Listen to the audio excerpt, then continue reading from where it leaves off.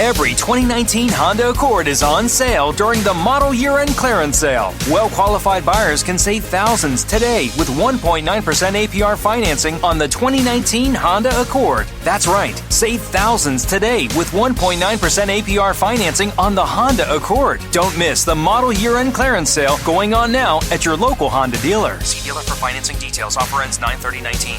Honda, I like it. Oh yeah, I like it. TV party tonight!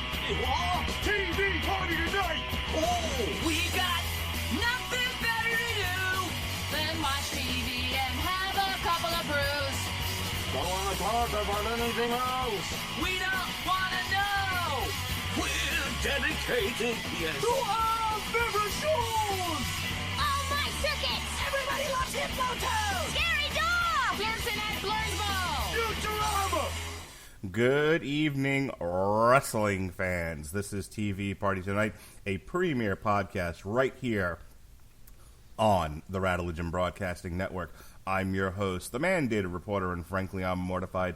And tonight, our favorite show is WWE Presents Clash of the Champions, or Clash of Champions, as it were. Presented by the good people at the WWE and Skittles. It took place September 15th, 2019 in Charlotte, North Kakalaki at the Spectrum Center. This is not going to be one of those shows where we try to review 50 in a 2-hour time period with 97 guests. Ladies and gentlemen, I've only got one guest tonight, and we're only doing one show. It's a 1-to-1 ratio for all you math students out there. From up in our Canada office, it's Chris Bailey. How you doing, Chris? I am doing wonderful, sir, and I just want to warn people. So in 2019, we are watching a pay-per-view that was co-headlined by Roman Reigns versus Eric Rowan. That should be your starter right there. Yeah. Eric Rowan, people. That's right. So, two things I want to say before we start reviewing this. And when I know for me personally, I'm not going to get tremendously in depth with a lot of this. I kind of have some quick hits with each one here. This is going to be a fairly lengthy, in-depth review. And here's the reason why. I've come to the conclusion that WWE is the Applebee's of wrestling.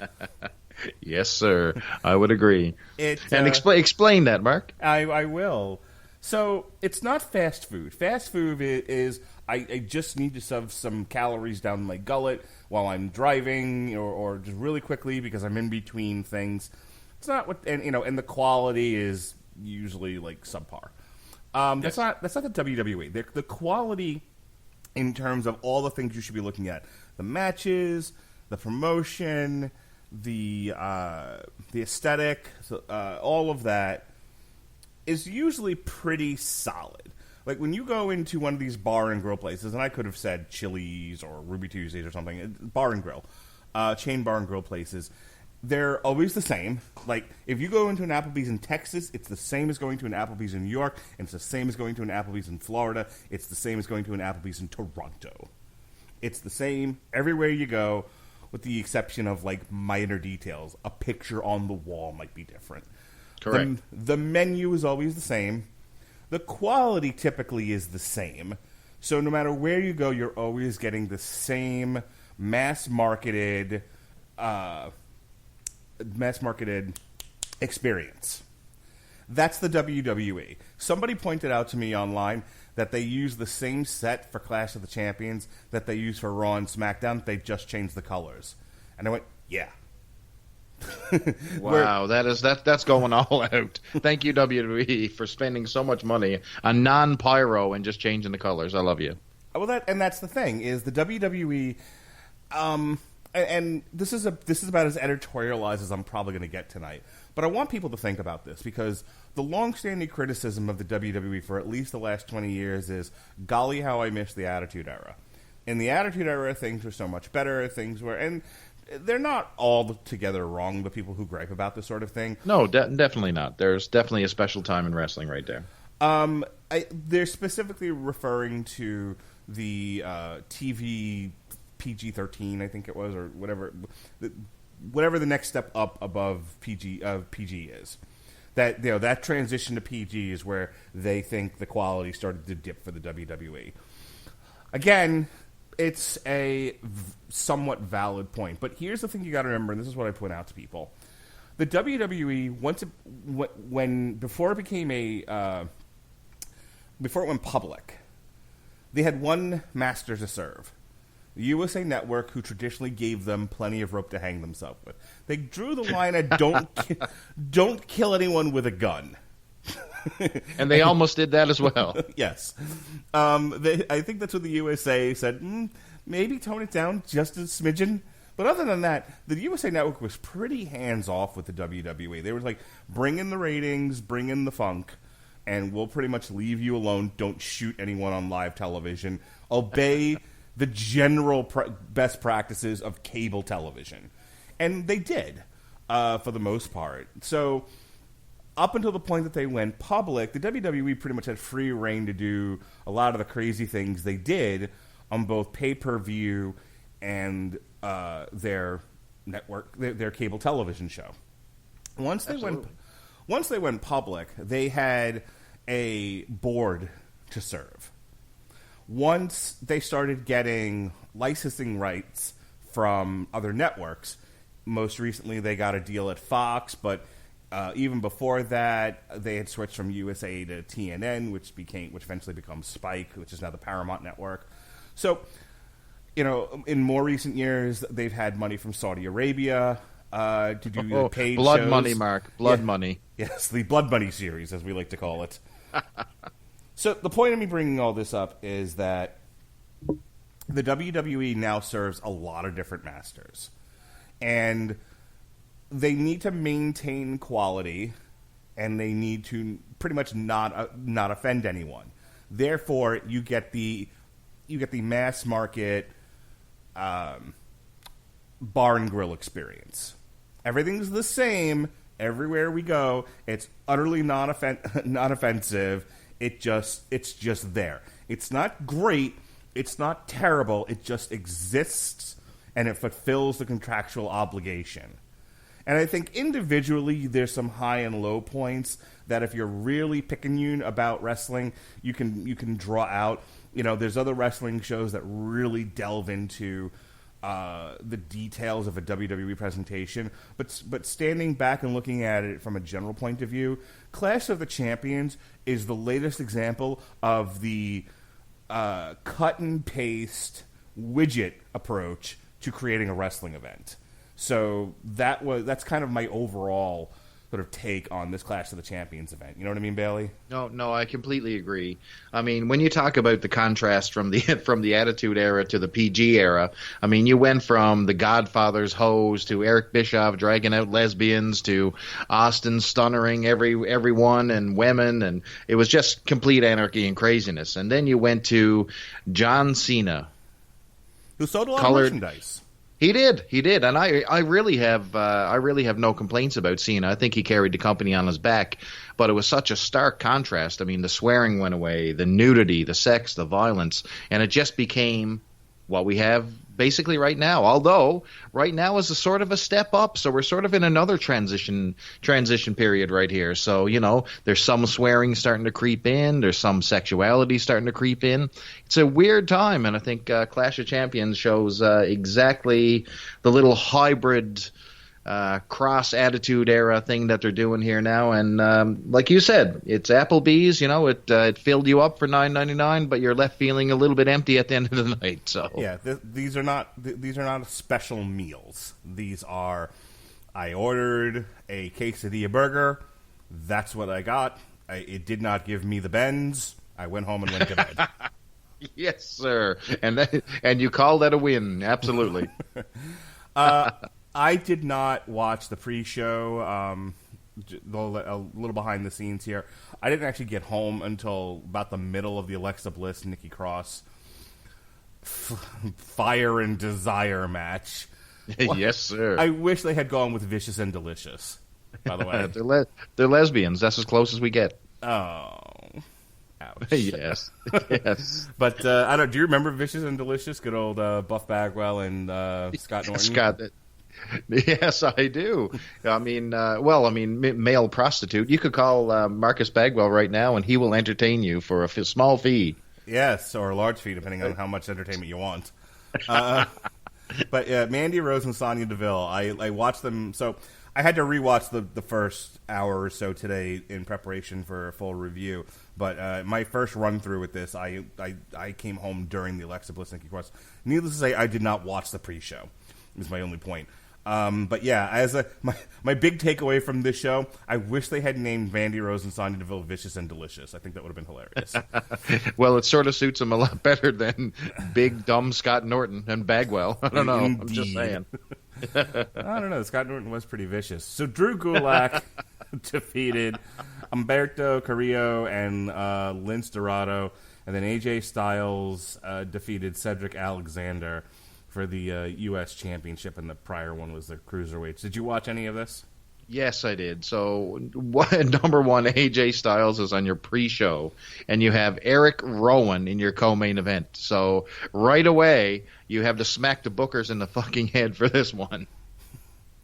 Yeah, I was thinking about this as I was wrapping up my my preamble about WWE probably has the most talented work rate centered roster they've ever had, and how little that means in the grand scheme of things.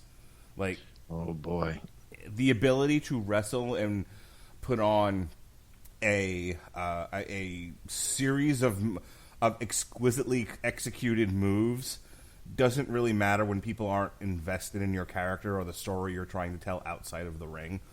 So, look, I like AJ Styles. I cheered when he showed up in the Royal Rumble a few years ago. He's been kind of hit and miss for me when he was the world champion on SmackDown. Like, when Joe was trying to fuck his wife and beat up his kids, I'm like, that's pretty cool. But Joe's the reason why that was cool. Yeah. It was. And I couldn't, and with a gun to my head and my children being threatened, I couldn't remember anything else AJ Styles did with that title. Yeah, I think you covered it. I think the Joe thing was the highlight, I think, my friend. Yeah. And the soccer mom hair. That's all I remember. My wife hates his haircut. I hate it. I hate it, too. It looks like, I don't know. He looks like a 50-year-old dad who's trying to be hip with the kids. I don't know. So he's got the OC, and this is their attempt to heal him up. And so I kind of like that, though. At least it gives them purpose, something to do. Yeah. It doesn't... I don't want to be a complainer, but I'm going to complain. Feels like a day late and a dollar short. Absolutely. Oh, way, way, way too late. If he burst onto the scene with the OC, I mean, the OC became... it's like a waterlogged sandwich you'd find in the bottom of your lunch can or something. It's just been there too long. I think they did way too much damage to the team, jobbing them off to every single team that would come along would always get the win over, Gallows and Anderson. And now they're trying to push them as a monster team. And, it's just, like you said, it's a little too late. But I'm still hoping. I mean, they got the cool merchandise. You got AJ Styles. He keeps the win streak alive again. So he's got purpose. Those guys have purpose. So I'm just crossing my fingers. And somebody backstage like Cedric Alexander. My God, why? Well, I just, like, when somebody's not going to make it. When somebody is just not over and they're just pushing this guy to death. It's like when they tried to push Shelton Benjamin back in the day. I got a better one for you. This is like when they were trying to push Billy Kidman against Hulk Hogan. Oh, I remember that in good old WCW days. And Yeah. Hulk Hogan sort of casually kind of maybe put him over, kind of Yes. maybe. If you squinted your eyes and were high at the time, sure. The whole New Blood Millionaires Club angle. Oh, bro. It's bro. like, there has to be an adult that's monitoring things between the fans going, we love this guy's work rate, and the person that decides that's a great reason to put him in the main event. Billy Kidman looked like when my son tries to wrestle with me against Hulk Hogan. The whole jean shorts and wife beater. I mean, it was just not the look of a world champion. He's like 3 feet tall. He's 3 feet tall, and he's 120 pounds soaking wet with 20-pound rocks on his feet. You know, So- and he's a nice looking fella, but he has all the personality of a fucking mop. And before they decided to put him in the New Day, he was a filthy animal, which was just a hair's breadth away from where he started in Raven's flock. Oh man, do you remember when he had that itch? Like he was with the flock, and his whole gimmick was he was itchy and scratchy. Yeah, he had like the It was weird. hepatitis or something. I don't know what was going on. But that's how Cedric Alexander comes across to me. Like, he's a small dude. There's a reason why he was a cruiserweight, but it's like, but he's an awesome worker. Yeah, All right. so but he needs a gimmick. But here's Like the thing. we need a package around this guy. He's got the talent. So He a just guy, needs something. so a guy like Rey Mysterio, when Pat Patterson's like, let's put the title on him.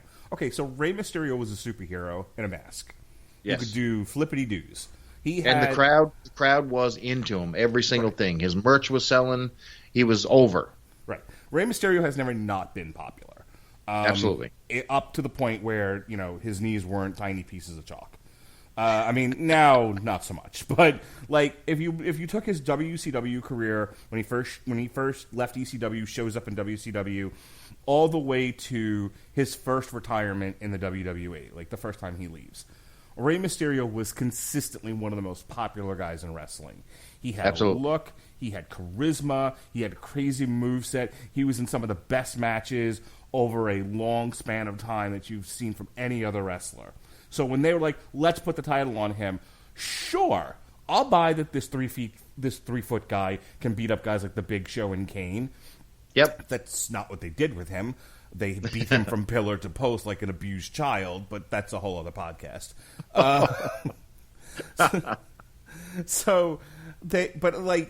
There had already been kind of a built-in story and a fan base that go like, we're willing to suspend our disbelief that this midget can take on giants because he's got a thing behind him.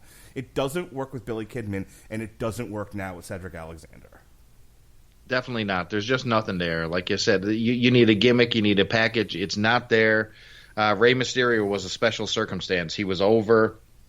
He mixed it up. He was creative enough to make sure that, you know, one week he would come out as Spider-Man, the next minute he'd come out as the Phantom. You know, he knew what would attract the crowd. Plus, he had the masks. There was something about him that sold. And plus, the guy could work like a mother trucker, too, which always helped. I mean, take a look at what he did with WCW. I mean, he single-handedly, with him and Guerrero and Malenko, I mean, they created an entire division, you know, on their own in the opening card. And, I mean, you had Hogan, Nash, and Goldberg and everybody in the main event, but everybody was watching for Mysterio and the boys.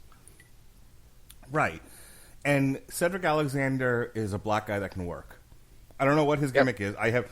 Like, Rey Mysterio, if you know nothing else about him and you just kind of see him on TV, you're like, oh, who's this masked superhero guy? Like, if you have no idea what Lucha is or anything, like, you look at Rey Mysterio and he looks like a comic book character. You instantly get it. Right. You look at Cedric Alexander and you're like, Superstars of Wrestling from 1985? What is your deal? No, listen, Superstars of Wrestling in 1985. You had a gimmick, brother. You were a Mountie, or you were a snake, or a bird, or Christ. Not if you were a jobber. And look, if this was 30 years ago, they'd have fed Cedric Alexander to the fucking Ultimate Warrior. That's what they would have done. Him and Ricky Ataki would be tag teamed against the British Bulldogs, getting pummeled. I don't give a shit how good he can work. He'd be an enhancement guy, and it's so like this love affair that. And again, it's like, I don't believe in mob rule, and I don't believe in focus grouping things. I feel like, to a degree, you're sacrificing strategic marketing and art for the sake of wanting to hedge your bet. You know, like if you're making a film and you're like, I'm focus grouping this film, and people are like, we like this. Now, this is why the New Mutants is in 87 different fucking reshoots. And Exactly. And will be coming out sometime in 2026 on a streaming service yet to be designed. So, you know, it's just like, well, this tests well and this doesn't. Like, just fucking make a story, make a movie, get a narrative together, get some halfway decent actors and shoot this fucking thing already. Yes. And while we're at it, make Gambit so I can finally get that monkey off my back. I do have to thank you. Now I picture poor Cedric Alexander on Superstars getting the battering ram from the Bushwhackers. There you go. I honestly thought you were going to be like, now I'm picturing Cedric Alexander as Gambit. Which maybe if they Oh my God! Oh, okay, Sean. He could play Midget Bishop. There you go. All right, so people are just like, fucking move on already for a match you didn't even see. So that's just my only point. It's like there's it's very much driven by Twitter and online neckbeard wrestling fans, but I don't think Cedric Alexander really resonates with the general Applebee's crowd that shows up to a WWE live event. Exactly. So stop Twitter focus grouping your fucking roster here. Well, he did lose to AJ Styles, so somebody knew what was happening. Yeah, well, someone's a reasonable adult backstage. And speaking of reasonable adults, Robert Roode, who somebody backstage woke up and realized he could wrestle, and Dolph Ziggler on his goodbye tour.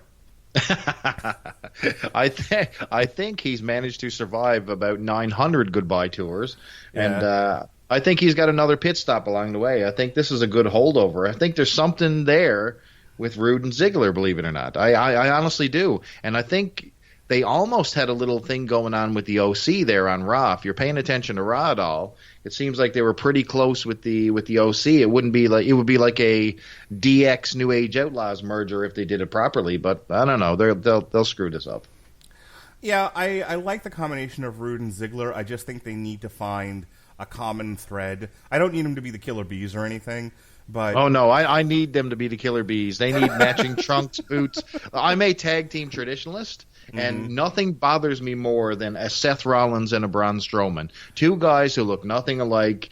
They have nothing in common. One guy's got a giant beard. The other guy looks like a Playgirl model. And it just doesn't work. I'm a tag team guy. I want to see my tag teams in tag team gear, in the Killer Bees uniform, looking the same, coming out. I don't know. It's just me. Maybe that's the 1980s in me, but that's what I like. No, I 100% agree with you. What I'm saying by like I don't need them to be the Killer Bees is like I don't need them to just throw on matching tights and boom, you're a tag team. Like no, yeah, absolutely. Beer money is what I'm thinking of. So they threw Robert Roode and what's his nuts together. And James Storm. Thank you. And, James Storm was the big fat cowboy, beer-drinking cowboy, and Robert Roode was a dime store $1 million man. And so they threw them together, and they became beer money. Because money and beer. Get it? Look at that. It worked. Hour back. Get it? I'll call you in an hour. Back. Get it? Little Andrew Dice Clay for you. So I'm kind of hoping they find their own personal beer money. Yeah, and I think they got a possibility with it, but with everything that Dolph Ziggler touches, it usually ends up in a toilet bowl on the way to nowhere. Well, he kind of needs to give. The self-indulgent, entitled, cognitive dissident Dolph Ziggler was funny when and entertaining when he was being destroyed by Goldberg. But we've seen it now. Enough's enough. Move on. Yeah, I mean, his gimmick for the past 3 years is that I'm being underpushed. I deserve better. I'm Dolph Ziggler. I steal the show. Okay, good. But shouldn't you at least win at some point? And right here, he actually does. Yeah. So Seth Rollins versus Braun Strowman against Robert Roode and Dolph Ziggler for the Raw tag team titles, and we have new tag team champions. Yep. Robert Roode actually has gold around his waist in 2019, people. That isn't the living gimmick of the 24/7 title. This was fine. The right guys won. The story they were telling with this pay-per-view, by starting off with this match, obviously was that Seth and Braun were working together, and it ended in disaster, and so the bad guys got away with the belts, and now they, going into the title match later on tonight between these two fellas, they have a new issue, and Seth Rollins is beat up, and how can the guy who's beat up take out this tank of a man in Braun Strowman? This is a recycled gimmick. So when you're talking about the Attitude Era, how many times have you seen this, Mark, where, one guy A is taking on guy B in a world title match, but somewhere along the lines, they capture the world tag team titles, a la Mick Foley and Steve Austin, Steve Austin and Shawn Michaels. You know what I mean? How many times have we seen this over and over and over? So going into it, the end result is going to be eventually they'll lose and they'll have their match. But, of course, this is all on the same show. But this has been done a million times. It's cardboard, cookie-cutter booking, but I still dug it, for the action in the ring. Yes, they all put on a solid match. The right guys won. No major complaints there. As far as things I'm interested in wrestling right now, on all honesty, and I can't believe I'm saying this out loud, but Bayley, Charlotte, Sasha, and Becky are the only story I have a real vested interest in. And I'll actually turn on Raw and want to see what the next chapter is. I do as well. So if people remember, they're kind of doing with Bayley right now what they did more or less with Daniel Bryan, where Daniel Bryan basically continued to act the same, even though he was the heel champion.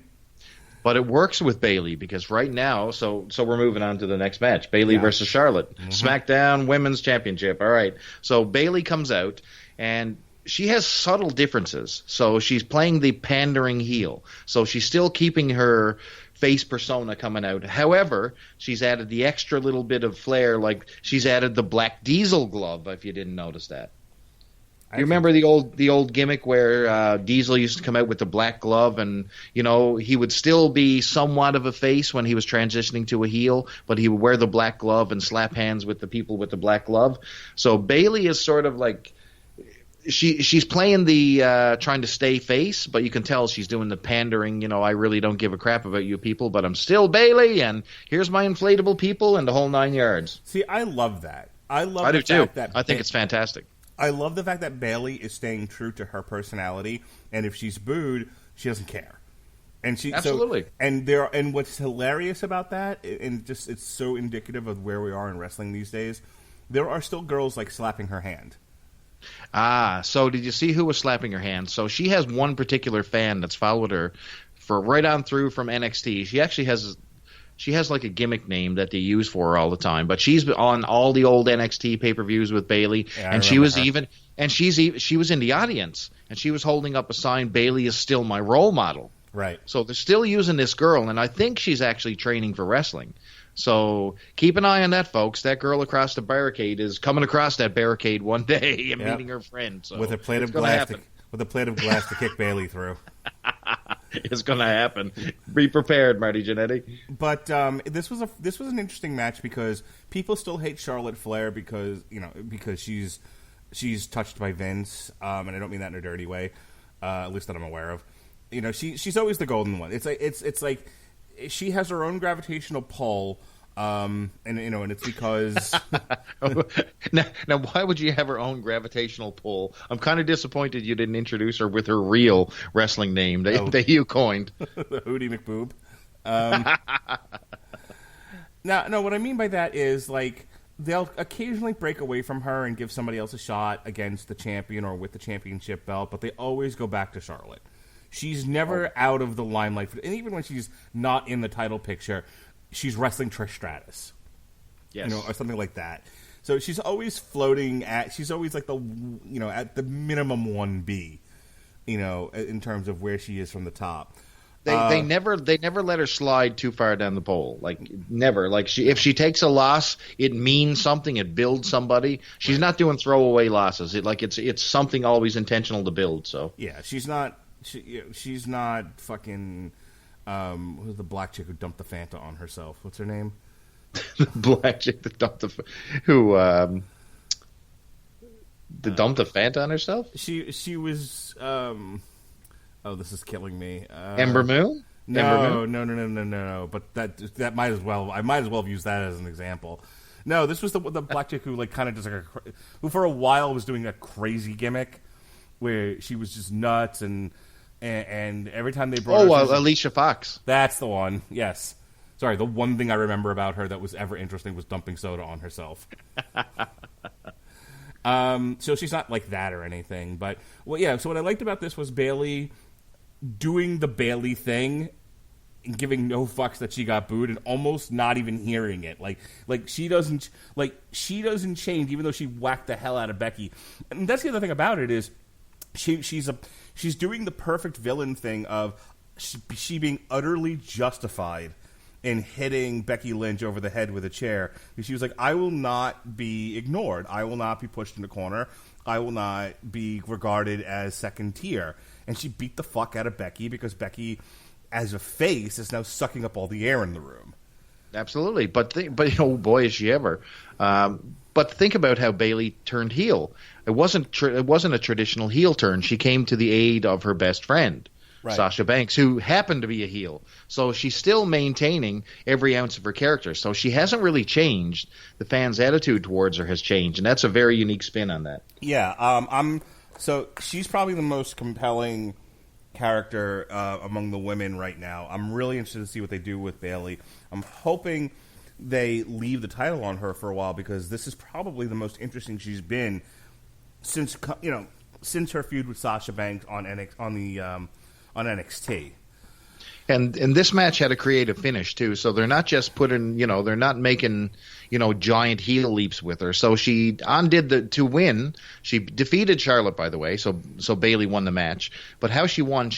While she was knocked in the corner, she removed the bottom turnbuckle, and when Charlotte ran towards her, she sort of sweeped her into the bottom rope, knocking her head into the exposed buckle, and got the win. So heads up for creativity and all that stuff. So I really, really like this heel turn. It's very ingenious. What I like about that, it plays on the fact that she's uncertain that she can beat Charlotte. That, yes, in NXT, it plays on their history of her being beaten by Charlotte a bunch of times, her knowing how tough Charlotte is to beat, that people who wrestle Charlotte often lose or get the hell beaten out of them at the very least. And she was like, you know what? I need an advantage. She found it. She took it, and she ran away and then she didn't strut or anything. She fucking ran. So this is what was missing with Bayley, to be quite honest with you. So the big problem why Bayley didn't work on the main roster, they didn't use. So Bayley's character in NXT was the naive underdog. Okay, she came up. She never really expected to win. She started racking up these wins. Started to become a main event player in NXT. But when she got to WWE, on the main roster on Raw, she was like an established superstar. Gone was the naive wrestler. Now it's this confident wrestler who's going to win all the time. They basically stripped away her entire character. So you're sort of seeing this sort of come back to square one. So I really like this because she doesn't trust herself. She's using shady tactics to get the win, and it's pretty damn cool. So with the return of Sasha Banks, Luke Harper, and the push of the Revival, now is a good time as we get into the Revival versus the New Day match to talk about what appears to be the elephant in the room, the writing on the wall, that the way to get a push right now in the WWE is to threaten to quit.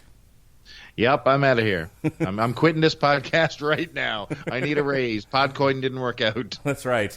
Threaten to quit, go home, threaten to quit the WWE. Put some tweets out there like you're gonna maybe kind of sort of join AEW. I don't think you want to do that right now, though. That might have worked several months ago. But my point is everybody that has so far that months ago, there were earlier in the year, before the summer, there were these rash of rumors of people backstage who were before Heyman and Bischoff got hired as executive producers. There was this long stretch of time where the WWE was utterly unwatchable, and people were miserable. The fans hated it, the wrestlers hated being there, and everyone wanted to leave except for Seth Rollins. Okay, he was the company. He was the John Cena of 2018, 2019. He was Bugs Bunny in the baseball game where Bugs Bunny plays every base. That was Seth Rollins there for a while. So everyone's fucking miserable, and everyone wants to quit. So, Luke Harper wanted to leave. Sasha Banks alleges that she was promised a long run with the tag titles with her BFF, and then they put it on the Iconics at WrestleMania. So she throws a giant tantrum and goes home. The Revival are like, well, I really don't want to do comedy anymore. I'll go to AEW and wrestle the Dark Order. It'll be fine. Oh no! Yeah, that'll work out. So we'll get kicked in the face by the Young Bucks for our lunch. It's going to work out. Super kick party. Yeah, exactly. Now you see that like one of the ways they dealt with this was to just utterly give in. And as a fan, I'm like, oh, good. I love the Revival. I'm so happy they have the tag titles. I'm happy they're not doing comedy bits on Raw or SmackDown anymore. I'm glad they're the ass kicking modernization of the Brainbusters that I wanted them to be, and they're being taken seriously. That's what I wanted. Oh, look, they gave Luke Harper something to do. Oh, look, Sasha Banks is back. On the other hand, what I've always respected about Vince McMahon was him saying, if you don't want to be here, fucking go. Just fucking go. Well, guess what? In 1987, I'm going back, and this is for our retro fans. This is the difference between Vince McMahon in 2019 and 1987. So Ricky Steamboat, fresh off of winning that Intercontinental title, asked for some time off. Now, he was just asking to go home with his kid because he had a new kid and wanted to be home with his wife for a few months. So Vince has him beaten right away. So he doesn't give him a chance. He sends his ass home, and he gets a honky-tonk band to get a cheap win on Superstars. So, I mean, instead of pandering to the guy, he's like, don't let the door hit you on the ass on the way out. And in 2019, he's pandering to these people. You know right. what I mean? This is not the same Vince he's dealing with here, or no Vince at all. In defense of Vince McMahon in that particular instance, and I don't want to get off on a long tangent, but at that time, the Intercontinental title was your main event on the B shows. Yes, sir. So it's kind of like you show up to work and like I will work hard if you promote me to this position. Then they promote you, and you're like, I'm going on a 2-week vacation. Bye. Like we just fucking promoted you. Now he did some shit with them though. I still see some of the writing on the wall. So if they went on the way out, they did some really crappy stuff. So, Harper, they intentionally kept him off TV. Mm-hmm. He just sat in a lurch. Now I don't know how sitting home collecting a paycheck is really hurting, but when your brand is being a wrestler on TV, that's definitely the worst thing you can do is be out of the public eye. Right. Then you had the Revival, who was, in a joke gimmick where they were, shaving each other's back. I mean, right. that was the big gimmick. You know what I mean? So he was trying to, send a message with some booking angles, but it seems like now that they're staying, he's giving them a revitalized push on every aspect. So, and it's kind of cool to see them as they should be, as you want them booked. So, it's kind of cool that we're finally seeing their true characters. So, again, this was utterly inoffensive. The Revival beat the New Day, who I wish they'd just break up the New Day already. I'm so overdue. We'll get to that when we talk about Kofi and his pancakes later. Yeah. I like the finish of this where they basically they gave the Shatter Machine to Big E on the outside, took him out, and then Corey Graves is so funny. He's terrible, but he's funny. He's just like, I don't understand. Just pin the guy, and they're like, but no. We're gonna hurt him. That was a weird, awkward finish. I don't know how to describe it. So basically, what they did, like Mark said, they took out Big E on the outside, and then two of them tag team poor old Xavier Woods in the ring, and they don't beat him. They don't give him the Shatter Machine. They literally go to break his leg. They tear off his tights. They put him in a submission hold, and they make this guy. They stretch this guy basically. Yeah. Weird ending. It looked great though. I yes, absolutely. Like it didn't. There wasn't a natural transition to that particular finish, but I really didn't care because I like the story. I like the idea of the Revival aren't just beating guys. They're smaller guys. They're a little on the soft side physically, but they're such awesome wrestlers, and they're. I'm trying to think of tag teams from like the 80s or the 90s where they were just in and out all the time. They were, they were always working in tandem. Maybe the Hart Foundation. The Hart Foundation, Rockers. Yeah, the Rockers is a really good example. The Killer Bees. They evoke Arn and Tully, but I couldn't tell you their Arn and Tully style. I remember the Brainbusters, but I don't remember. They probably worked really well as a tag team and were in and out constantly. It's exactly what you see with the Revival. The Revival are a complete mirror of Tully and Arn. Yeah. So I like the idea that what they lack in muscle tone and height and general size, they make up for in viciousness. That's what they need to be. Like, these are guys that should never be.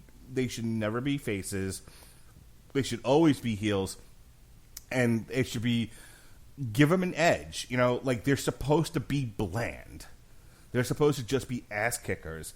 So if I'm okay with bland, if you give them an edge.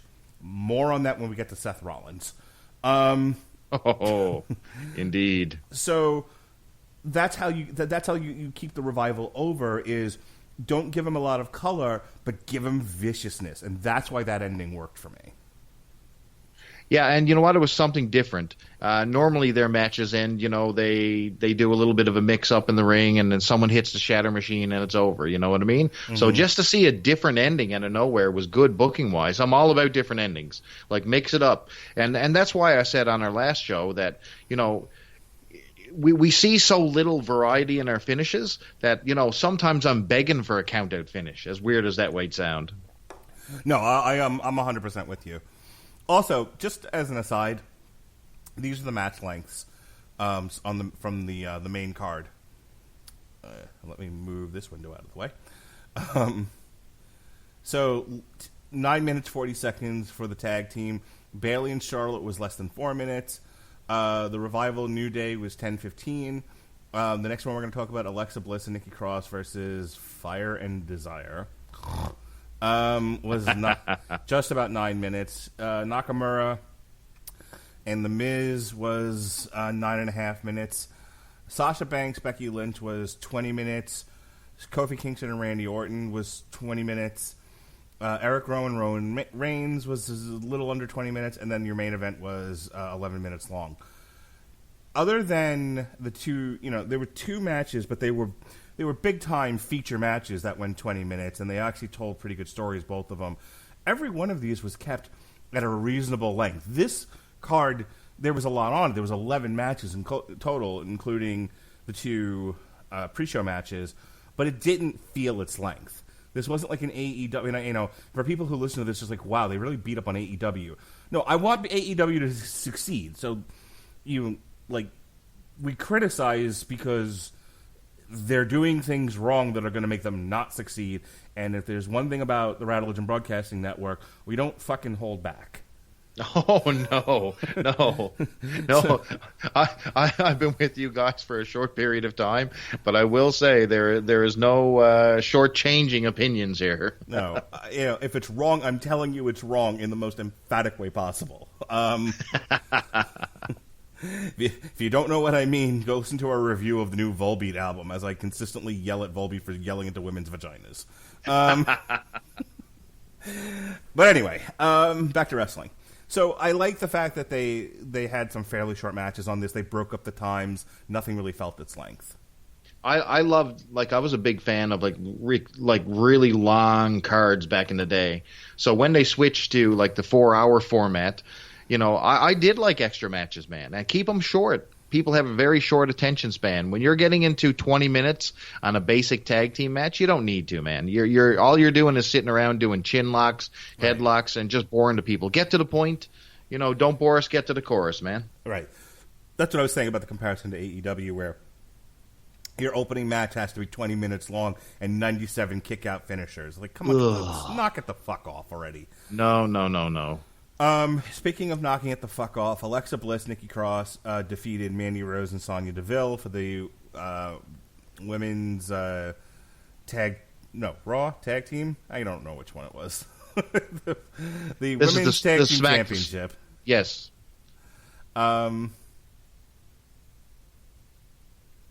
Yes. I'm sure. Okay, I was going to say, oh, that's right. There only is one tag team championship. Duh. Yes, it's the women's tag team title. Non-brand specific. I watched 1 hour of Raw, maybe. And this. We've seen so much bad female wrestling lately. It was fine just to see competent wrestling. So this match, Nikki Cross and Alexa Bliss versus Mandy Rose and Sonya Deville. Guess what it's based on? It's the old bullying storyline. So basically, Mandy Rose has been taunting Nikki Cross and saying, a lot of mean things about her looks. And that's why we have this match here today. So very basic storyline, but guess what? It works because you have some reason for these people to be fighting. The right people got the win again. It still confuses me that Nikki Cross and Alexa Bliss, which started out as a best friends going to knife each other in the back storyline, into these guys are actually working together as a team and gelling, and Alexa Bliss is suddenly a legit face. So I don't know where the storyline dropped off along the way, but I'm kind of really digging Cross and Bliss as tag champs. So yeah, I like Nikki Cross as sort of half crazed, but see, here's the thing: WWE's never been really good at like subtle storytelling, and I don't know if they're purposely doing it this way or they don't know that they've got something good here, and so it's a slow burn kind of a thing. But there's been kind of a taming of Nikki Cross thing going on with Alexa Bliss, where Nikki Cross kind of debuts on the main roster and doing her Sanity NXT thing, where she's the wild woman, yeah, she's just a fucking nut job, and they kind of transitioned into I'm generally crazy to I wish someone loved me, and then they tease this I only love you because I need a bodyguard thing with Alexa Bliss. And then it became, because they never really followed up on that, they never pushed that angle at all, it just becomes, no, I really love you. You're great. You're my ugly friend. And but Alexa was starting to take a lot of heat for, abusing Nikki Cross. A lot of tag teams were pointing out that, Alexa's going to stab you in the back and she's not your friend. And it's sort of, she was always saying, no, I'm actually her friend, and they sort of went with it, right? which is strange. So that's what I mean. Like, I'd almost be afraid to accuse WWE of subtle storytelling, where Alexa, is kind of doing that thing, among, like I said, among girls, where like you're a non-threatening ugly chick. I'm okay to be your friend. You in no way threaten me. And I think that's what's going on here. And you can kick ass. And so, like, I'm getting that sense from these two. And it works, and I like it. But that seems like higher order storytelling for WWE that they've never shown an ability to do. It's true. And in a weird thing here, so Alexa Bliss, who's been toying with her gimmick, she's been up and down using different different ring gear. She's directly back to Harley Quinn again. So, yeah. Just in time for Suicide Squad. I was going to say, I think it was SummerSlam where everybody showed up in their cosplay outfits, and I was like, enough already, fucking stop. Alexa Bliss gets a pass. That's because AEW was doing it, man. Everybody was the cosplay promotion that is AEW. Yes.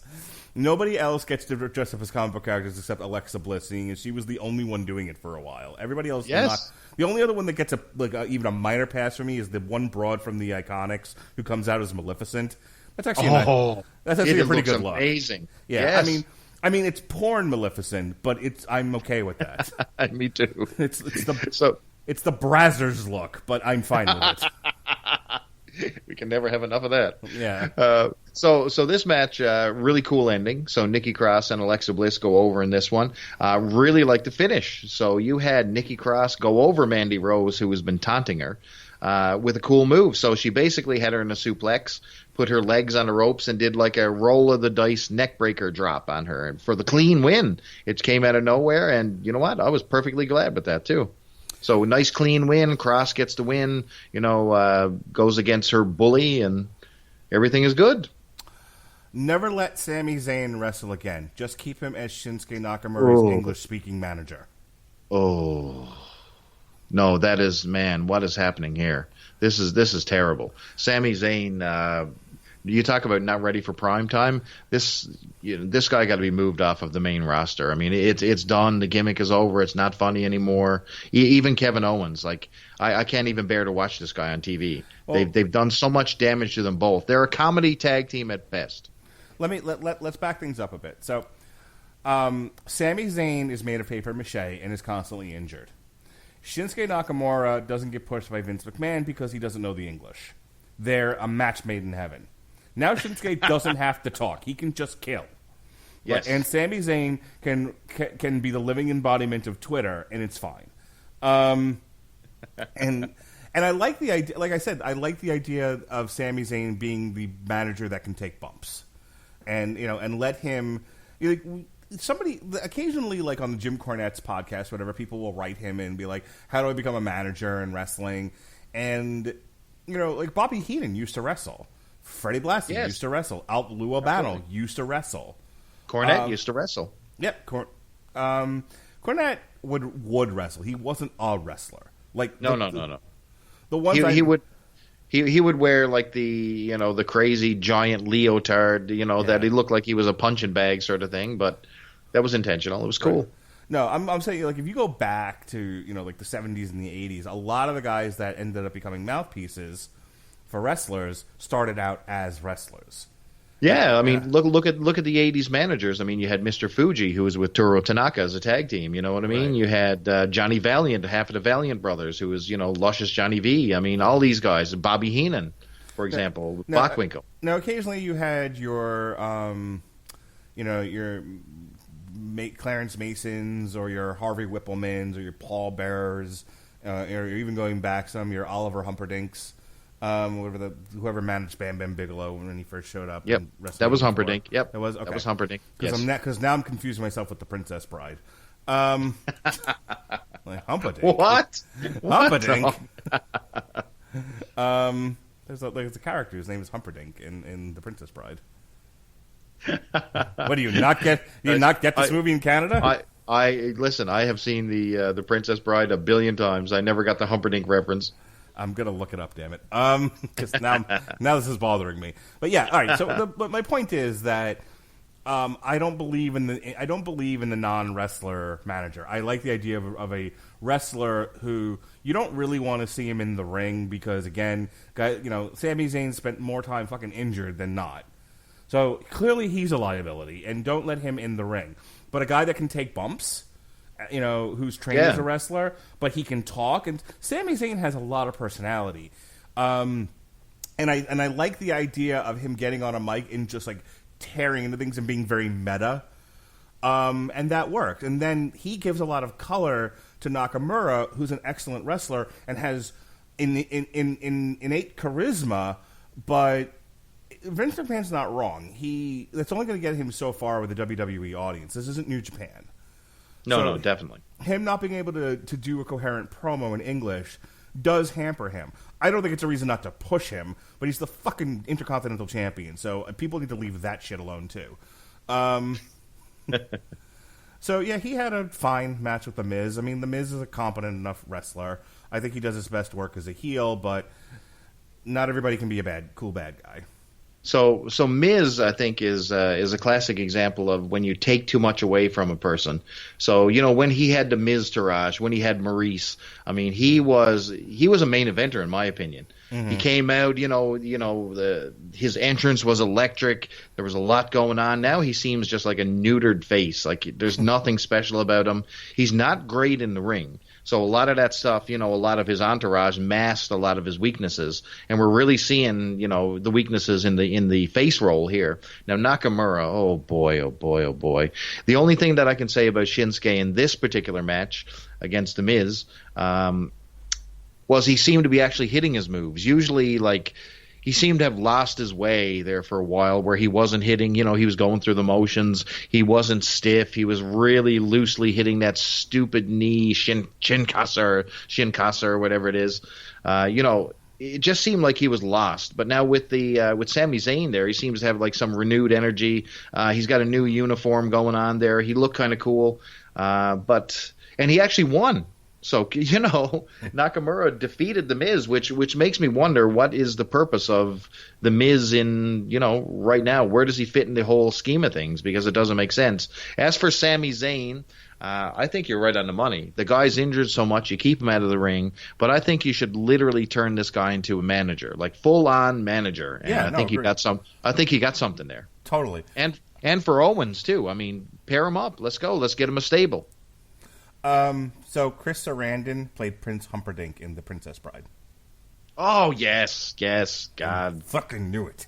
I apologize. That was my Chris Sheen popping out there. You'll know.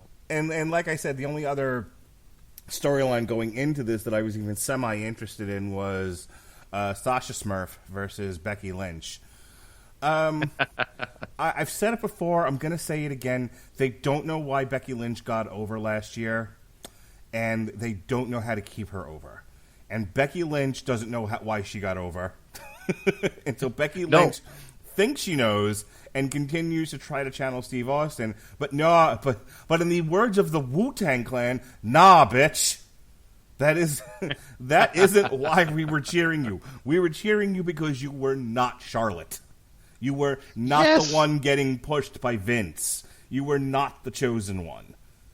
Becky Lynch has this weird, deep, half man voice. I don't know, and every time she talks, like I like her look. I think she's cool. I loved her when she was the steampunk chick and all that stuff. She's got energy coming to the ring, but the man gimmick is just weird.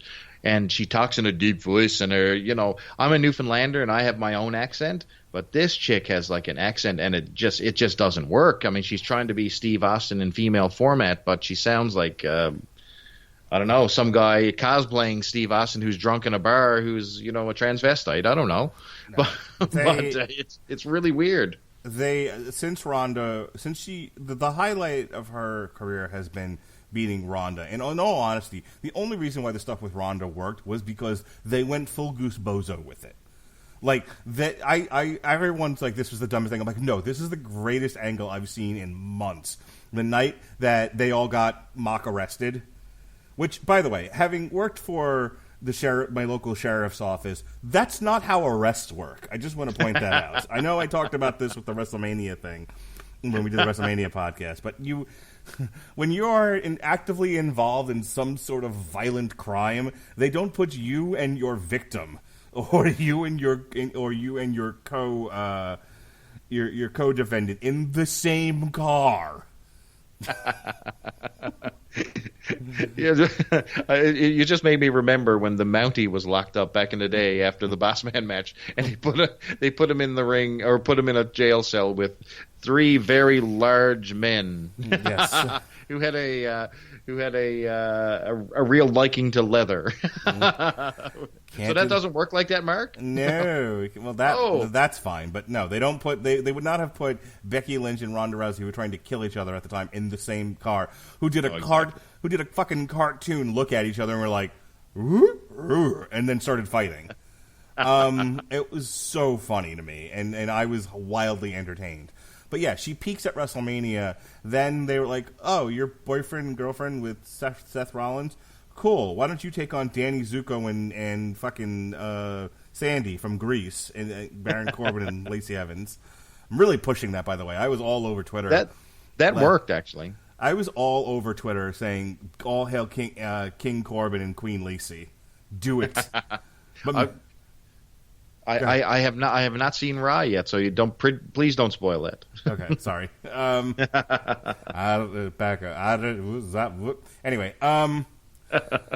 back to the match we were talking about. So yeah, I was interested to see how they were going to handle Sasha's return, and she's said a lot of words, but hasn't really said anything.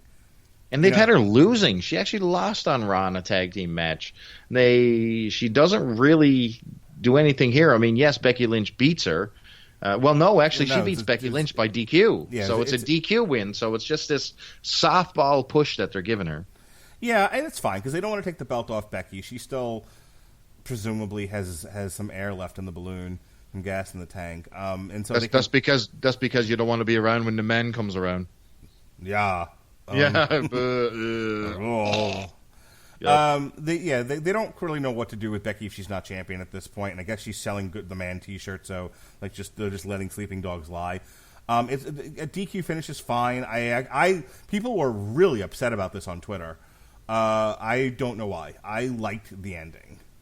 Yes, it's different. It's not cookie cutter. You actually had a different ending. Enjoy it, people. Right. It's a good chapter 1.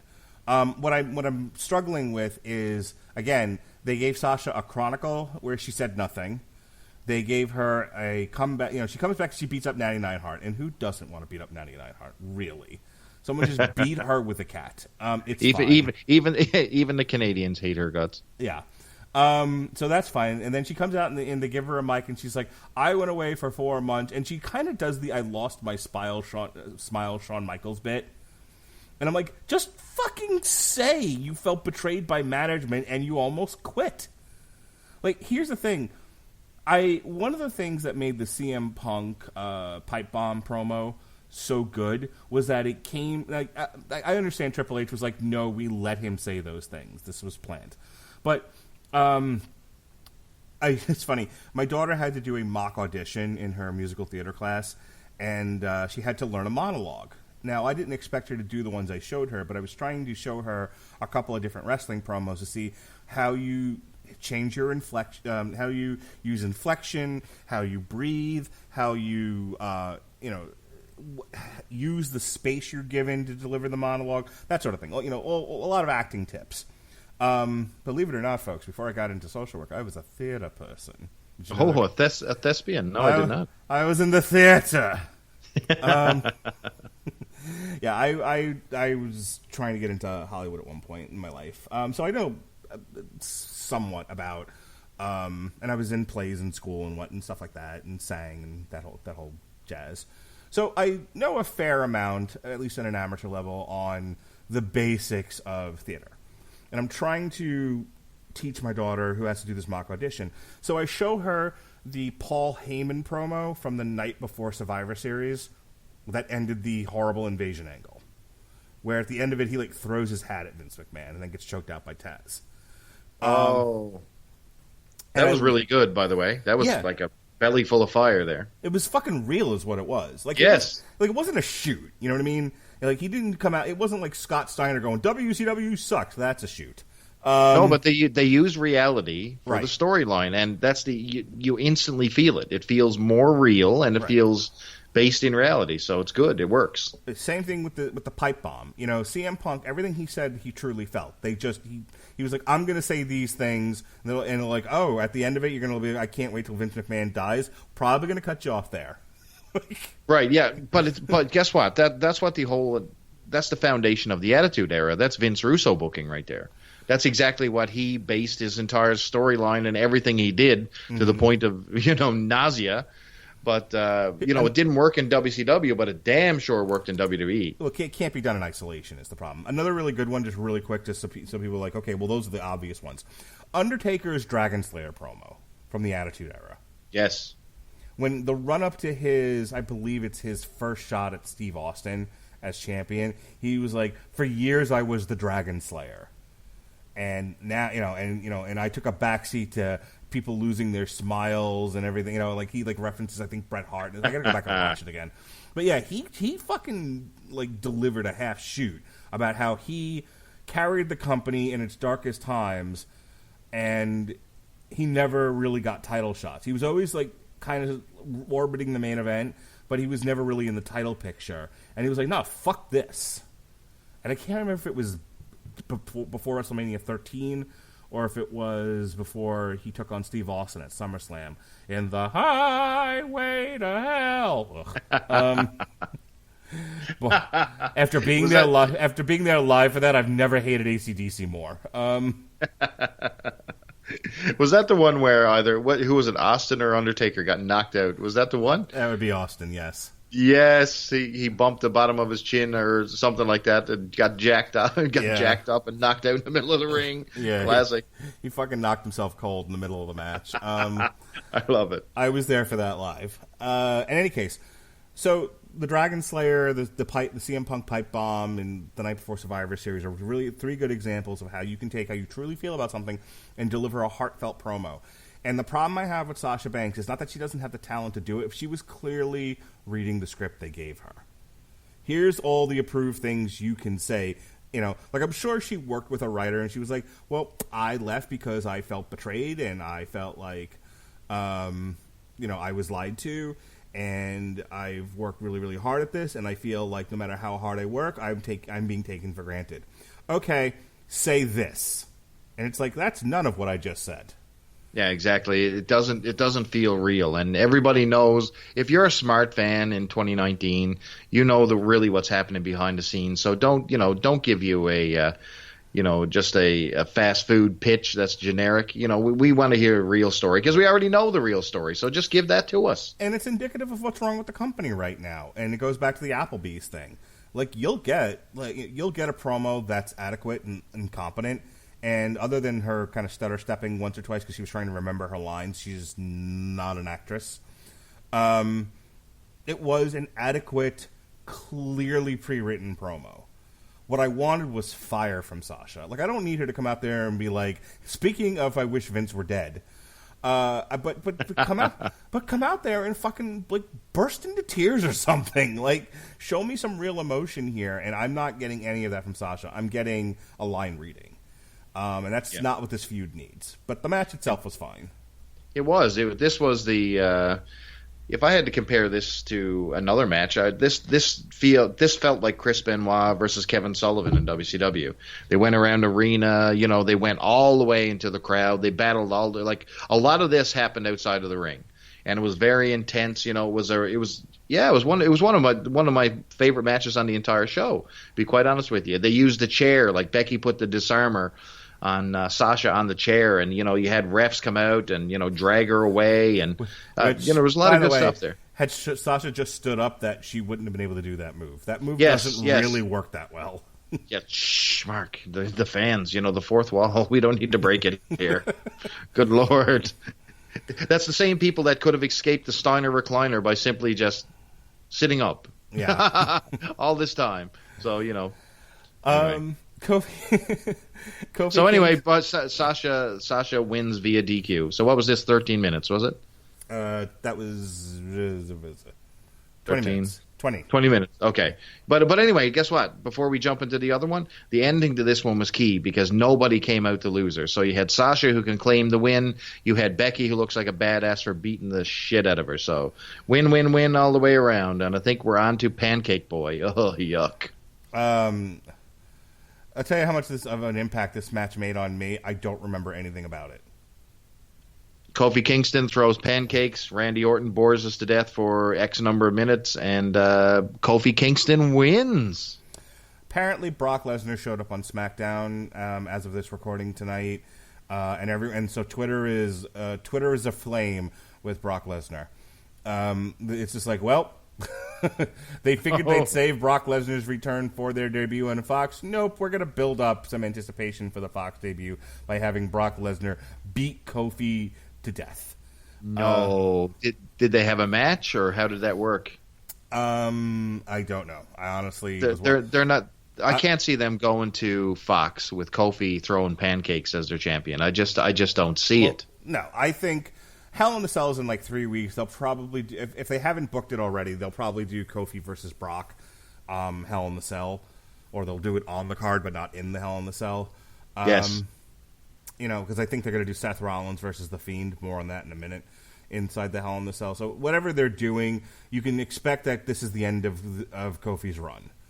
Man, he's been pretty lackluster as champion. I mean, some of his wins have not been solid wins. He's sort of half-assing his way to victories. He's just, sneaking it out, which is good because you don't want him to seem like a dominant champion after being this, basically a joke character in the New Day. And that's still what everybody see him as. They did not get rid of his funny humor. They did not get rid of the pancake tossing. But yet he's here beating Randy Orton with the Trouble in Paradise. Kofi Kingston is The Force Awakens. Oh, no. Force Awakens was awesome. Shut your mouth, child. No, let me... Well, if I shut my mouth, then this will be a really boring podcast. I didn't hate The Force Awakens or anything like that. I really enjoyed it, but you leave Return of the Jedi in 1987, and you're like, okay, the story is told. The story is told... our heroes won. Evil's been punished. We all have a happy ending. Yes. Maybe let's try and move on with life. Maybe. No, sir. Not us Star Wars fans. We don't do that. Maybe stop putting on Halloween costumes and going to comic book conventions. I'm just saying. You're fucking 40. What a dick! Anyway, Man. so here's the problem with The Force Awakens, though. We got the satisfactory, and like, even if you didn't like the Care Bears in The Return of the Jedi, you got still a satisfying conclusion to that. Everybody lands where they should have. Han and Leia are in love. The Millennium Falcon didn't get destroyed. Lando lived. Luke is a Jedi. He redeems his father. Everybody's happy. It's the picture-perfect ending. It's pitch perfect. Then, years later, they do The Force Awakens, and it's like everyone is old and looks like they don't want to be there. And I'm not talking about the young, new characters. They're not part of this. It's like you wish they just left it well enough alone, because everything after is never going to be as good as the ending of Return of the Jedi. It just isn't. Okay. So here's my thought on this. So, yes, you're right. They had the perfect ending. Return to Jedi ended, the perfect trilogy, right, to Star Wars. But you failed to mention the prequels. So everybody was excited for these prequels, okay? Mm-hmm. And everybody was so irritated that what they did, my God, they ruined our Star Wars. Right. They were itching for their Star Wars back. They wanted the Han. They wanted Luke Skywalker. They wanted Princess Leia. So guess what? When The Force Awakens came and we got that shot of nostalgia, and they basically replayed A New Hope over again. I mean, J.J. Abrams basically gave us the best of Star Wars, and they put it right on the plate. Here's the characters you love. Here's a familiar story. Bam, there it is. I left that theater. Man, I was pumped, shaking my fist. All sins were forgiven. I kissed my wife. I high-fived the kids. I even hugged the guy on the serving me popcorn. It was great. So Kofi Kingston's The Force Awakens. There you go. So everything leading up to WrestleMania is the run-up to is Return of the Jedi, right? We wanted to see this guy who's been passed. Look, the only reason why Kofi didn't get cut over the last 10 years was because of the New Day. It's these three fucking You're 100% agree with you. In blackerface, just blowing trombones and shucking and jiving and throwing pancakes, and this is modern day minstralism. I've seen Bamboozled. Fuck anyone that disagrees with me. This is Bamboozled all over again, just dressed up in unicorns and pretty colors. And I bought one of their T-shirts. I bought into... Look, I love a good minstrel act as much as anybody. You did not buy... I would pay money to see you in that shirt. Oh, that is horrible. I have the New Day shirt of them all riding the unicorn. I was into it from the beginning. But it is. It's a modern-day minstrel act. And they can fucking dress it up any way they want. I know a minstrel act when I see one. But it's what saved him. Was being a part of this. Because up until the New Day, Kofi Kingston was in a dumb tag team with Evan Bourne. And he would do funny stuff at the Royal Rumble. But he was mostly sort of a forgotten soldier. Absolutely. And then the New Day comes along, and because collectively that group is hysterical and everyone likes to laugh at the silliness, people buy into him. And then just by happenstance, Joseph Ali doesn't get in the Elimination Chamber. Thank God. So he gets in there, and it's like it's giving Denzel Washington the Oscar for Training Day. He didn't deserve it for Training Day. He got a Lifetime Achievement Oscar, basically. That's exactly right. So, but did Kofi Kingston have a good career?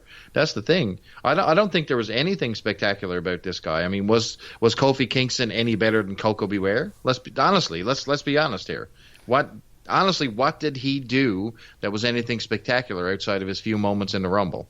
I can't point to anything. I'm sorry, I can't. His initial feud with Randy Orton, where he beat up the car. So this comes full circle to that. So that's why this particular match makes sense if you're a longtime fan. Right. So that's what I'm saying. Like, if people are like, wow, there's a lot of references and metaphors here. What the fuck is he trying to say? Here's what the fuck I'm trying to say. Because if you're a longtime wrestling fan and you've been watching Kofi Kingston for a while and you've seen him as part of the New Day, and he's the guy, the underdog, he's Rocky, he's finally getting the shot, you want to see him win. And he did. Yes, this is the Daniel Bryan push, round 2. Right. This is the Rocky story. This is Return of the Jedi. This is all those things that have the happy ending. Here's the problem. After the happy ending happens, you kind of don't want to see it anymore. Like, okay, Exactly. we're good here. Like, and I understand wrestling goes 365 days a year, 7 days a week. It never ends. It's it's a lot of content. So he has to keep going. But WWE does this consistently. They're doing it with Becky Lynch now. They're doing it with Seth Rollins. They know how to build up a champion to getting the belt. They don't know how to follow it up. They fucked Daniel Bryan. Seth Rollins's runs with the championship are never as good as his runs to the championship. Becky Lynch couldn't be more boring. Like, running up to the championship, she was great. After, it's like, meh. And the same thing. It's the same pattern with Kofi Kingston. I was there live. I was, in the cold-ass fucking football stadium, and then everyone got stranded there. People are still waiting for an Uber. But I cheered when he won, and I love Daniel Bryan. I'd have had his baby, and I'm a dude. He wins he fucking won. And then there's another one. I cried happy man tears when legit cried when Daniel Bryan won the title at WrestleMania 30. Like, Yes, it was a real deal, man. Yeah, it was real for me in that moment, and everything after that, including his fucking numerous injuries, suck balls. Oh. So like I said, I'm illustrating this because this is the pattern with Kofi Kingston, is they don't really know how to capitalize on the happy ending. I agree. They know how to do the date. They just have no idea how to do the marriage. That's the entire problem with this. Right. So and this Kofi Kingston should have been a Money in the Bank cash in and lose the belt literally the night after he won it. Seriously, I know that's a bit harsh, but I think that's what should have happened here. I don't know. I think you had to give him a chance, but I think at this point he's just holding the belt for Brock Lesnar, who's gonna eat Kofi destroy Kingston. him. Yeah, he's literally going to pick Kofi Kingston up, dislodge his jaw, and swallow him like a fucking cobra, a boa constrictor or something, and spit out the bones, as Metallica would say. Awesome. I will say that this match had one thing I wanted to point out. So, just a very, very basic match here. I mean, you had your all your regular stuff here, nothing new. You had the Orton's, power slam. You had him faking out the RKO. But Randy Orton, one of his key moves that this guy has, and don't really get a lot of play, is his drop kick, and he lays a nice fat one on Kofi in this one. Jim Brunzell is somewhere in the world going, "Oh, good man, Randy," because that's a drop kick right there, brother. So take a look at that. But anyway, outside of that, Kofi wins with the Trouble in Paradise, literally out of nowhere, and life goes on. Eric Rowan defeated Roman Reigns. Eric Rowan defeated Roman Reigns in the co-main event, people. Okay, so if Roman Reigns had won and Luke Harper hadn't shown up, I don't think I would have remembered anything that happened in this match. This was as basic as you can get. Which is weird because it was a no DQ match. But it was like, I feel like if you look at its placement between the main event and the Kofi and Orton, this was supposed to be like, like a wake 'em up kind of, like, let's give him something else. They broke a lot of tables and they did a lot of high impact moves, and it was an adequate brawl. But the conclusion is what makes this thing, because Roman Reigns doesn't really lose anything by being beaten up by two fucking hosses like Luke Harper and Eric Rowan. Exactly. I agree. And now Eric Rowan has a huge notch in his belt because he beat one of Vince's golden boys. And I think that's the entire point. But really, what purpose do you have giving Eric Rowan the push? Are you going to go anywhere after this? Are you going to put a belt on him? I think the answer is no. So really, what are we doing here? Is this just a transition feud to get Reigns onto his next feud? Like, what is this? Is this a time filler or? Well, clearly the idea is to get Roman Reigns back in the main event and get a title and get the title on him. I mean, they did the Roman Reigns Brock Lesnar thing for so long that so I don't necessarily need to see that again. But No, please. But clearly, Vince McMahon has not given up on Roman Reigns as a main eventer. But you have to give Roman Reigns some feuds to build him back up. Because here's the thing. They broke up the Shield, and then they immediately started pushing Reigns. And again, it's like the Charlotte thing. Generally, fans react very viscerally to someone they see being pushed for no apparent reason. Oh, boy. Reigns felt it for 2 years. I mean... Of pure hatred. Yeah. And I'm talking, like, I don't mean like Cedric Alexander pushed. I mean like you're being pushed in the main event for and prior to that you were just the big guy in a faction. Like if they tomorrow if Big E's in the world title picture, I don't think it works. Big E needs to go on a run of murdering people. Absolutely, starting with Kofi Kingston. Yeah, it does. Yeah, that's. Yeah, I should have said this before when we were talking about it. I actually want to see, like the New Day try to help Kofi Kingston from being disemboweled by Brock Lesnar, and Brock Lesnar just kills all three guys, and that's what causes the New Day to break up. Like, yeah, the frustration from it. Yep, absolutely. Yeah. But yeah, I think they need to give Roman Reigns some significant. Like what are you going to do? Put him against Cedric Alexander? That's going to suck. You need to put him in there with some hosses. You need to make Roman Reigns fight from underneath because he's been given too much. Yes. Yeah, but Roman Reigns, I don't know, he's got this... I think he's got this sense of entitlement. I mean, the guy walks out to the ring. There is absolutely no passion or fire when he walks to the ring. He's too cool for school. Very low energy, limber down to the ring. You know what I mean? It's like... it's almost heelish, actually, when he comes out. And I can see why fans boo him, because the fire is not really there. And the only time that he gets either bit excited, he does his little hoo-ah and, cocking of his hand and doing a Superman punch. That's about as exciting as Roman Reigns gets. So they've got some work to do to get this guy, ready for prime time. And I think the little cancer deal they had going on did, some help to him, having him as the the sorry cancer guy, but... Yeah, it made him vulnerable, but... It did, man. It did. It made him human, but they didn't run with it, man. They had, this is Joe. They finally had him humanized, but they went back to, too cool for school Roman, and I think that was a big mistake. Yeah. I for a while now, I know they sell the vest to kids, and so they don't want him to take the vest off, but I, for a while, said take him, fucking stretcher him, take him off TV for a while, bring him back in traditional trunks. Like, make him look the way he looked in NXT before the Shield. Yes. He looked great. He's huge, too. Yeah. I mean, I don't know if he's, like fat underneath the vest or anything, or if he's got no abs, or is it like a tattoo across his belly that says, I hate Jews? I don't know. I don't know why they're covering him up so much, but he should, the Shield is dead. Let's move on from this. Yes. I agree 100%. And I will say, though, so you had.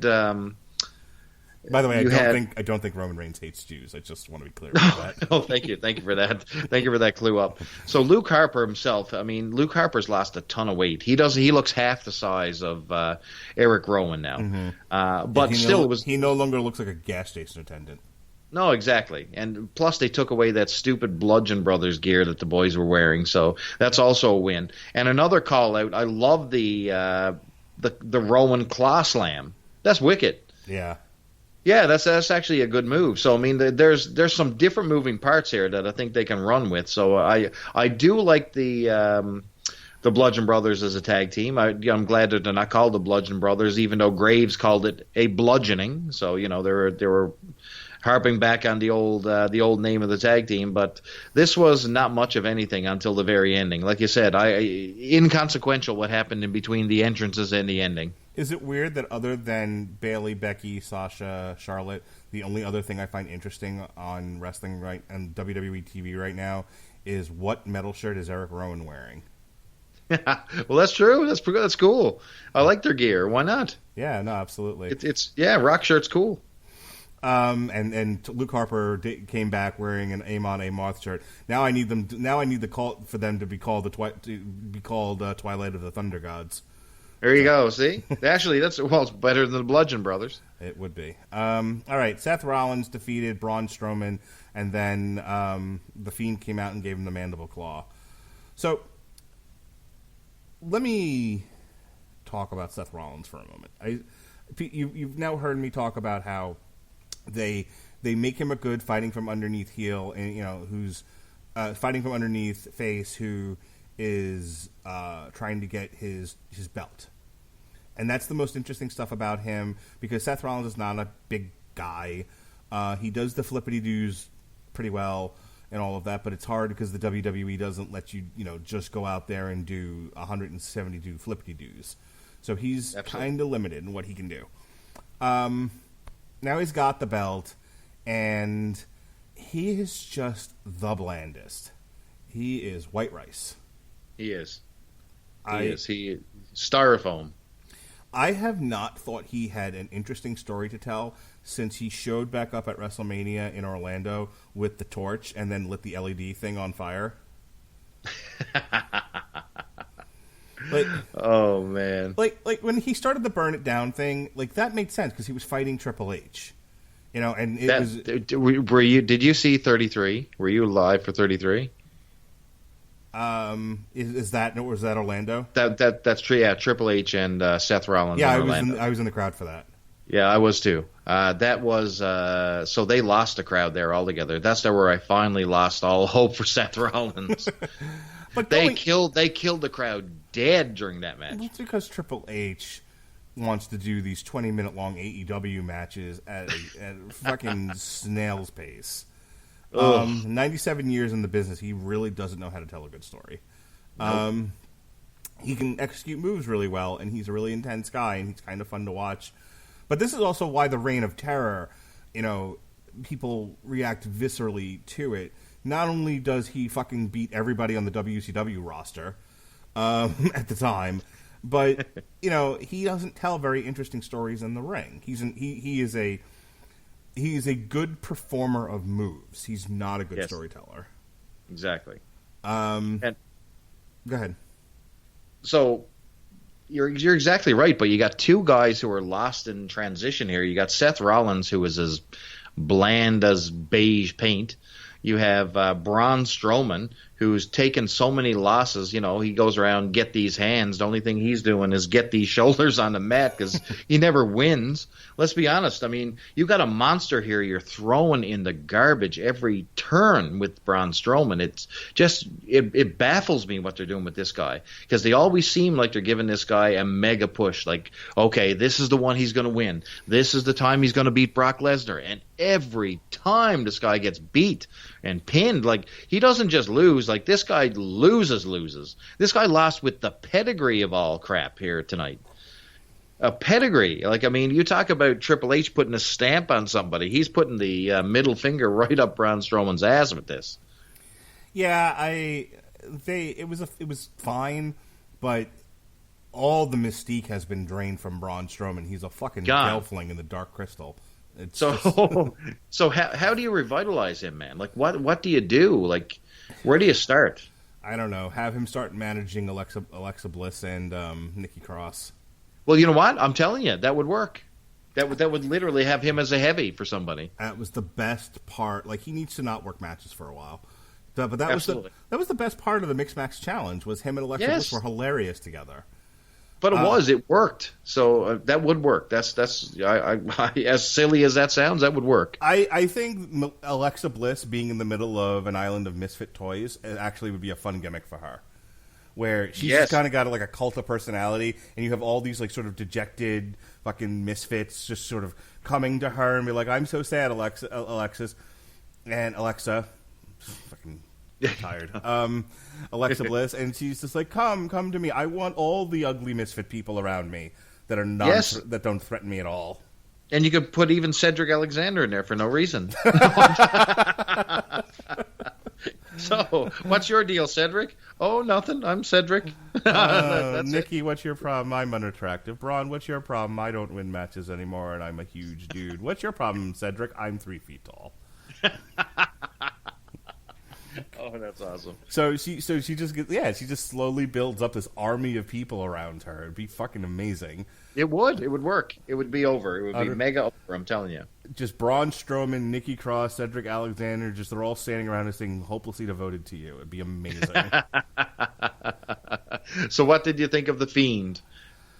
Well, I know. I was like that too, honestly. You know, I think you've kicked the can one too many times. I do like him coming out of nowhere, but it's becoming a little bit too predictable right now. So you kind of got to move on from the I'm attacking somebody to something different right now. Transition, next stage. I talked about this when we reviewed SummerSlam. Like, I'm not into Bray Wyatt in any iteration. Like, I have, like, the guys that I'm in the chat with, many of them have been guests on other Radulich and Broadcasting Network shows.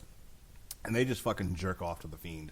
They think this is just amazing. And I'm like, nope, didn't like it when it was Papa Shango. Don't like it now. Hey, I like Papa Shango. I think I might have been the only kid who enjoyed the Ultimate Warrior vomiting and having, like, shit coming out of his head. I loved it. My mom even bought me the Ultimate Warrior Papa Shango figure combo while I was in Orlando, by the way. I'll have you know. Very nice. Yes. Look, here's the deal. And I will wrap this up because we've been at this now for a while, and I don't need to go into another hour-long reference rant. But it's hard for me to buy into the Fiend because it feels like you just painted over a crack house.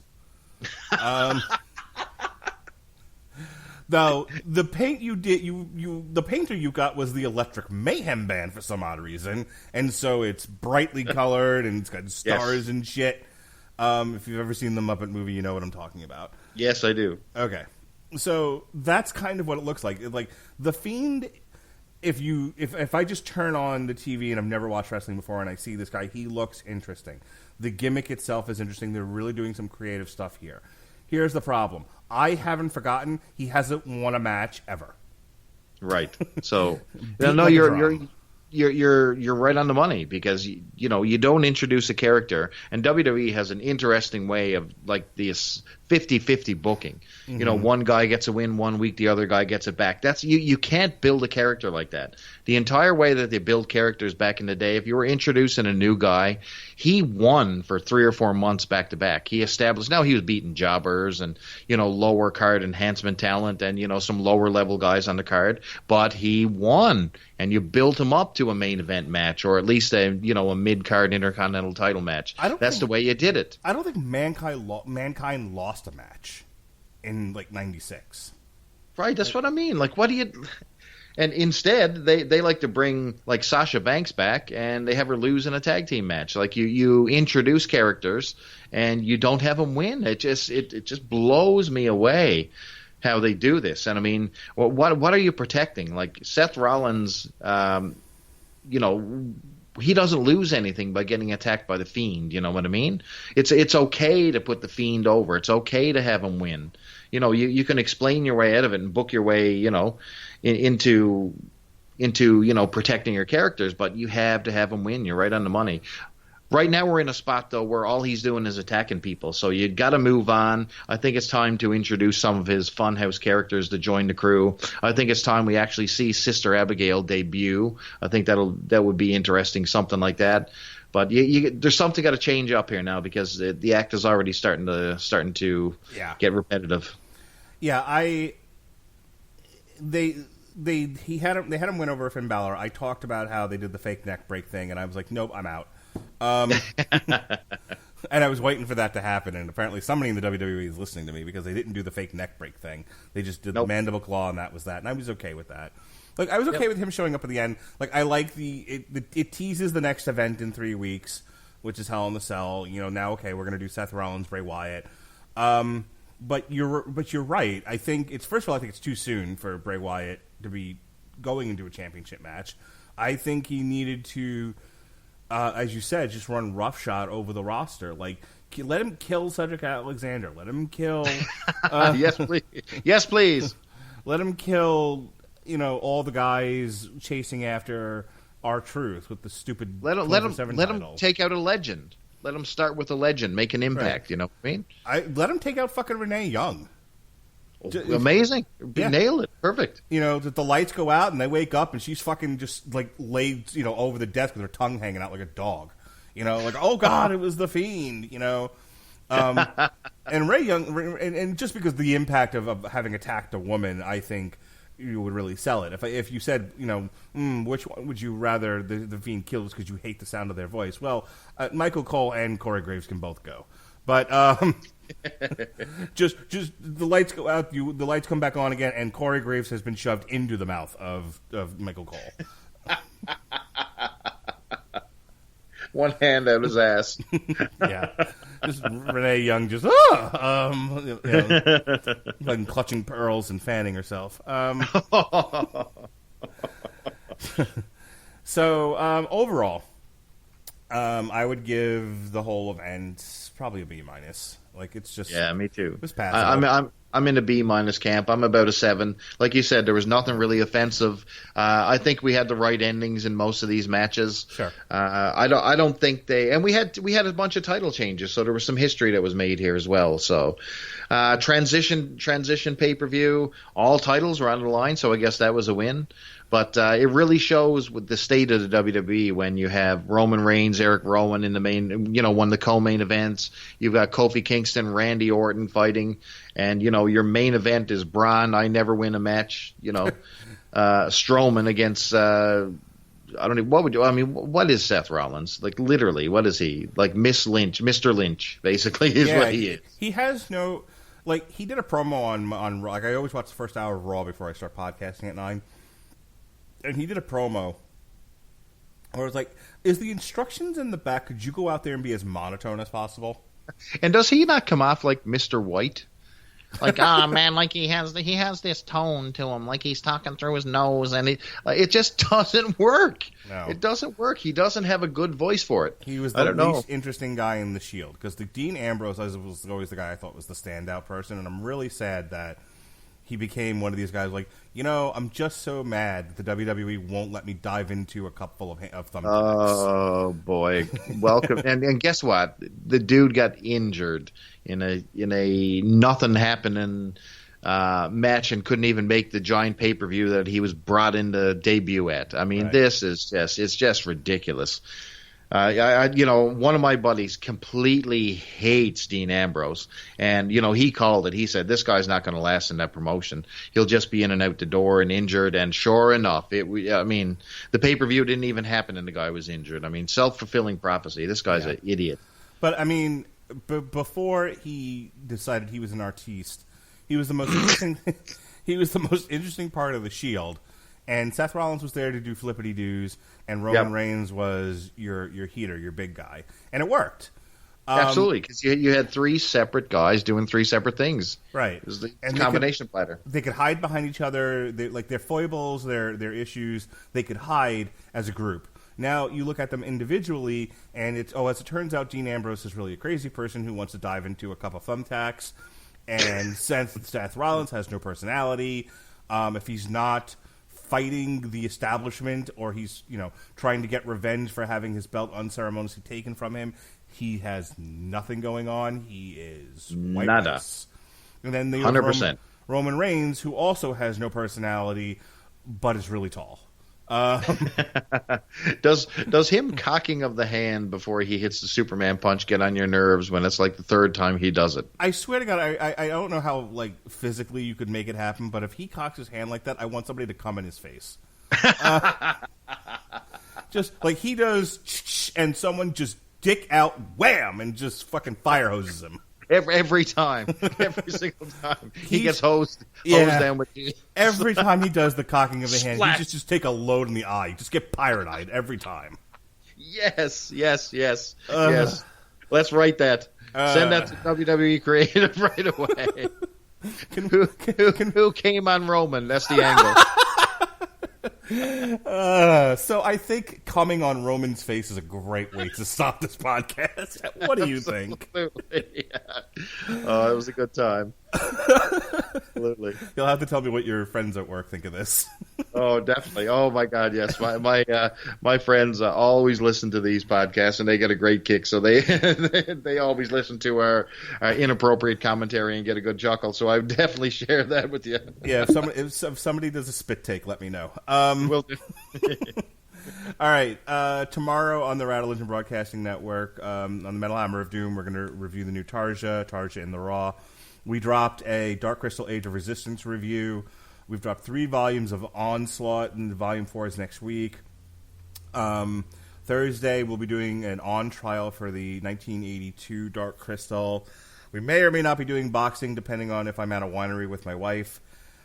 Husband stuff. Good luck. We've got a review of Rambo coming up. We have a review of it in the archives. We're going to be reviewing the new Korn. We reviewed the new Killswitch Engage. We reviewed the new She-Ra Season 3. We'll be reviewing the new Disenchantment Season 2.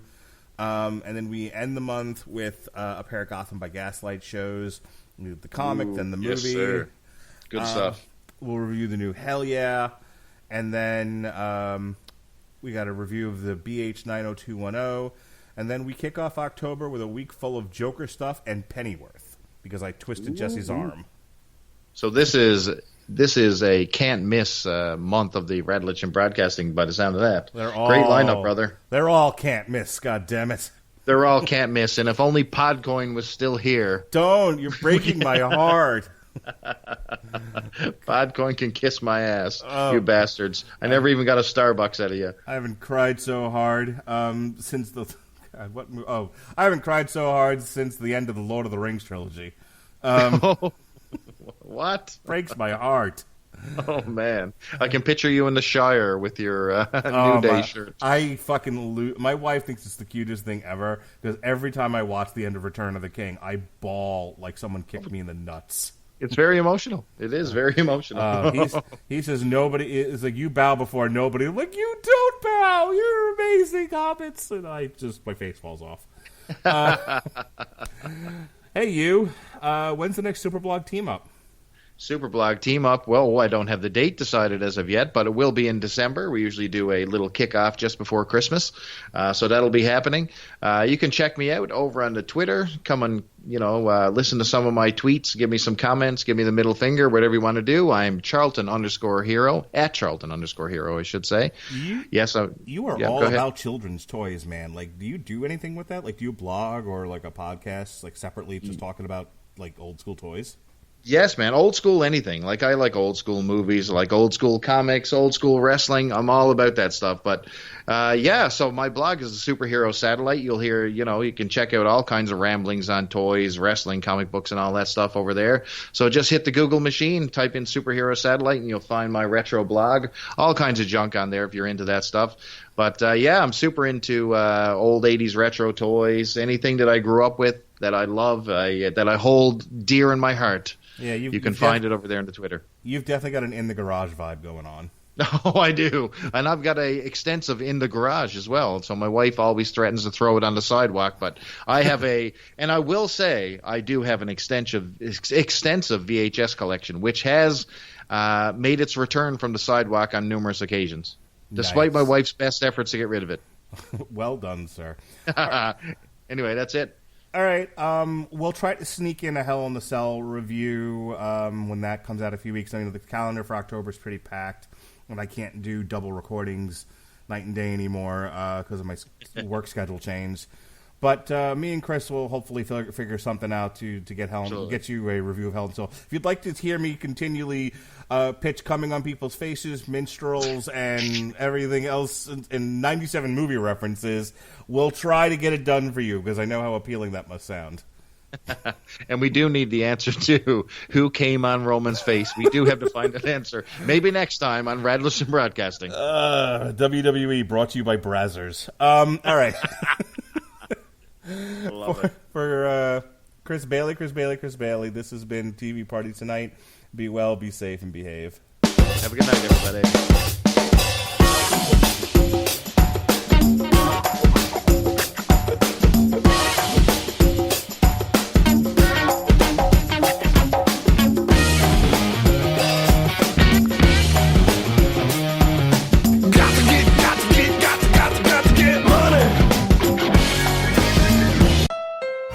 Every 2019 Honda Accord is on sale during the model year-end clearance sale. Well-qualified buyers can save thousands today with 1.9% APR financing on the 2019 Honda Accord. That's right, save thousands today with 1.9% APR financing on the Honda Accord. Don't miss the model year-end clearance sale going on now at your local Honda dealer. See dealer for financing details. Offer ends 9/30/19. South Florida, Honda has it. Plans change. Doesn't mean your outfit has to. Wear what works for everything you've got going on with new Office to Anywhere styles from Express. Get dressed, feel good, and figure the rest out later in this season's most wanted dresses, jeans, jackets, and more. So before you ghost on your post-work plans again, get to Express or tap the banner now to shop style that works. Available in sizes 00 to 18 now.